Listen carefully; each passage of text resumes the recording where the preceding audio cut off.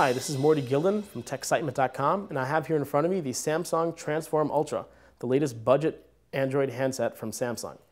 Now, I have mixed feelings about the whole budget Android thing. Now, I like the idea of having inexpensive Android handsets so that anybody on any budget can really afford one. The problem is that in order to bring the prices down so low that you can do this, they need to cut corners, and sometimes that means at the cost of performance. I remember playing with one.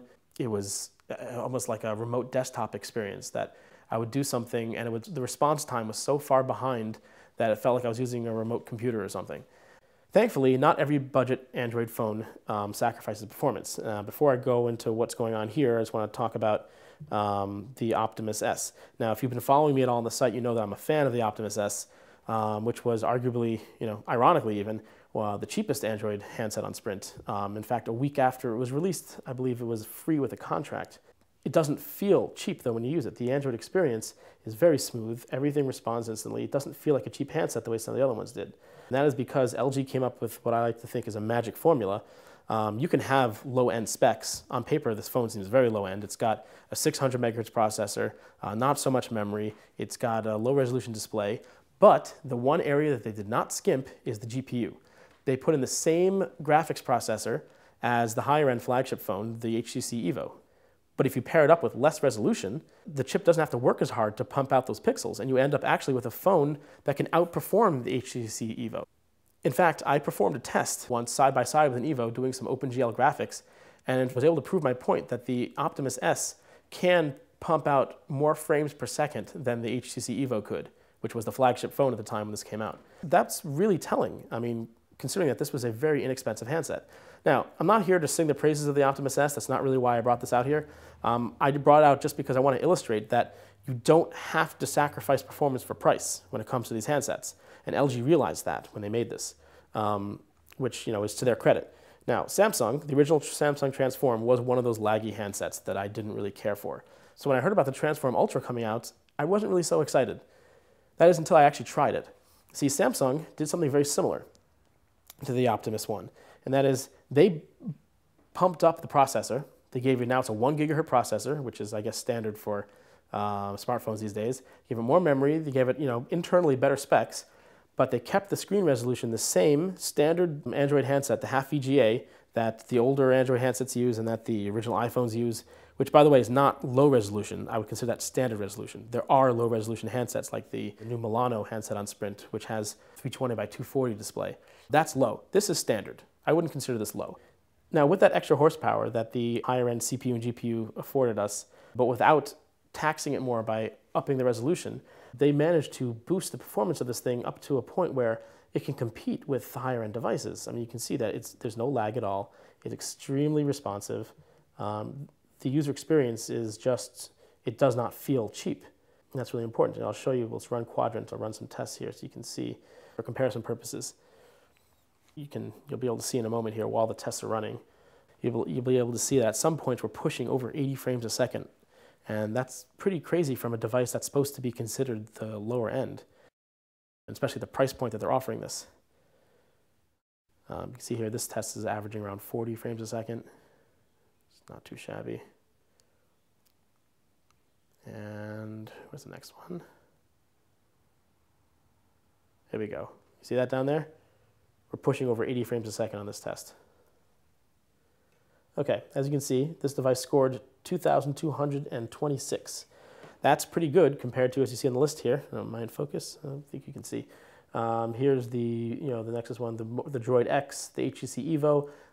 These were all the original Samsung Galaxy S down here. You can see the performance here is really, you're not skimping on performance. You're getting a phone that can compete with the big boys. This is, if you had one of these flagship phones from last year, this is still an upgrade for you. This is not a downgrade.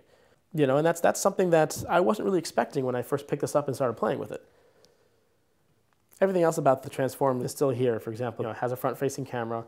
I believe the resolution is still the same as the old one. Got your QWERTY keyboard sliding out, which is nice. I do honestly miss that a little bit on my Optimus S. I know people love touchscreen keyboards lately, but I like having physical keys. And on the topic of physical keys, I like that you have physical buttons down here also. Oops, I'm running the test again. All right, I like to have physical buttons down here also because, like on my Optimus, for example, I use those to wake up the device Sometimes I just want to check the time or missed calls or something, and I don't always like to fumble with the button on the top. I like that I can use these when I want to, and they're not just touch buttons that I can't find, they're tactile keys. That's a personal preference, not everybody's so into that. I thought it was interesting that the back of the Optimus S and the Transform Ultra look almost identical, mirror images of each other, except that the Transform's got the flash for the camera. Oh yeah, by the way, this is the Boost mobile version, in case I didn't mention that at the beginning. The phone came out on Sprint yesterday. It's been on Boost for a little bit before, a couple weeks ago, so I've been playing with the Boost version so I can get a better idea before it actually released. Now, there are phones, budget phones out there on the market right now that have higher definition displays than this, around the same price as this. So if you're saying that you don't want to have the lower definition display, LG came out with a new phone to replace the Optimus called the Marquee. And the Marquee is a nice phone. It's honestly very nice looking. It's got a nice 4-inch display with this Nova technology. It's very bright. And the Marquee is in almost every way an upgrade to the Optimus S. It has a faster processor, it has more memory. The problem is, though, is that all that extra horsepower of the faster GPU and CPU gets eaten up by the extra resolution of the display. And so you end up with a user experience that is a little laggier than the Optimus S was. That was a little bit disappointing to me because I was excited for LG's replacement to the Optimus. Unfortunately, it seemed kind of laggy to me. Somebody even complained to me that I didn't give a fair test because I was using a store model that other people have played with. I went into another store. I asked to play with a brand new one in the box. They opened it up, they gave it to me, I played with it.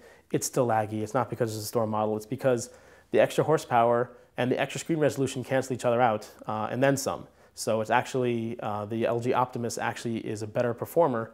It's smoother and less laggy than the Marquee. That's not to say that the Marquee is a bad choice. The Marquee is a very nice phone, especially for the price. It's got a very good camera. It's very thin, it's very light. It's very nice looking, to be honest. But it seems to be that the trade-off in at least the low-budget handsets, the trade-off is to either have a high-resolution display or a smooth user experience. You can't have both without buying a higher-end handset that's more expensive. So as far as the budget handsets go, it's either or. But my point is that you don't have to, the low-end handsets don't have to feel low-end when you use them. That's something that I don't see many people really addressing. There isn't really a lot of talk about the low-end handsets. Nobody really is comparing them that much.